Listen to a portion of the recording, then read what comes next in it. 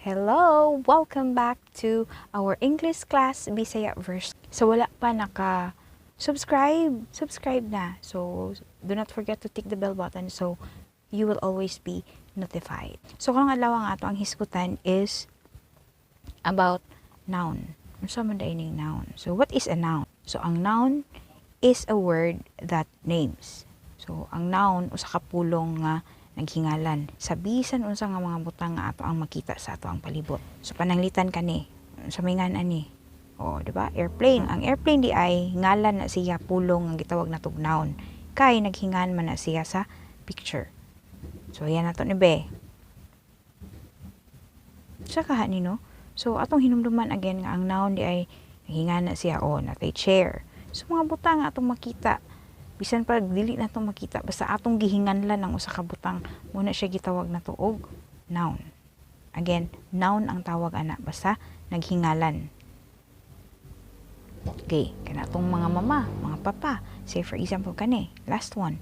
So man siya. Oh, man. So is a man. So chair, laptop, umbrella, ug man. Kaning upat tawag nila ani is noun. Example ni siya, no? Nouns tungod kay kanang upat naghingalan sa mga butang nga nasa ato ang palibot. Okay. So, sayon ra. So, ato kuno suwayan be. Let's practice. Let's try to do this one. So, atong sulayan og ila, atong pang-ilhon ang mga nouns nga gigamit sa mga sentences nga mosunod. Okay. Number 1. My mother is a nurse.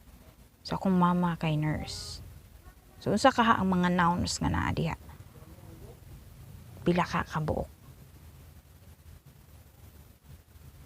Okay, number 2. Behind the clouds, the sun shines brightly. So, again, tanaw na po na ito. Unsa yung mga gipanghinganlan, no? Unsa kaha? Pila ka kabuok ang naghingan o nasa atong palibot.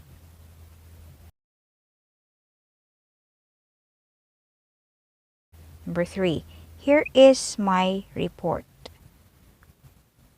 Kani, sa kahang ato ang gihinganlan danhi. Okay? Na. So, let's check. So, check imong answers be. Okay, sa number 1. Unsa may imong answer? My mother is a nurse. So, unsa man ang mga nouns nga naa diha atong gigamit? Unsa may atong gigamit diha gihingan? Unsa may atong gihinganlan? Okay, mother, usa. Unsa pa? Napailain mo na. Naa pa. So, unsa man? Nurse. So, nurse atong gihingan sa tawo nga ning assist sa doctor, di ba? O ang mother mo po na atong gihingan sa tawo nga nag-anak nato or naggam nato, no? Mo na siya. So, duha nga to ang nouns. Mother og nurse. So, number 2. Behind the clouds, the sun shines brightly.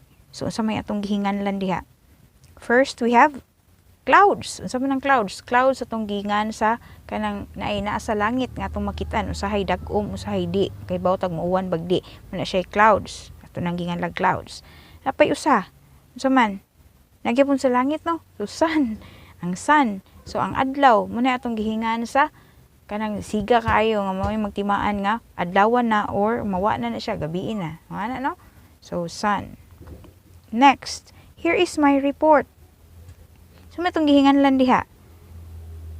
Ang report. Okay, ang report mo ato ang gihinganlan. So, report is our noun. So, again, number 1, mother of nurse. Number 2, clouds and sun. And number 3, we have report. Okay, mo na ato ang mga nouns. So, manghinaot ko nga naatay nakatunan. Okay? So, daghang salamat sa mga nagsunod. So, sa mga nag-subscribe, daghang kayong salamat.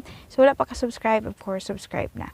And of course, do not forget to tick the bell button para you will always be notified. So, kung naa kay mga pangutana, do not forget to leave your comments on the comment section. So, again, dili importanteng daghan kag nahuman ang importante na kay nakatunan. So, bye-bye! Thank you for watching!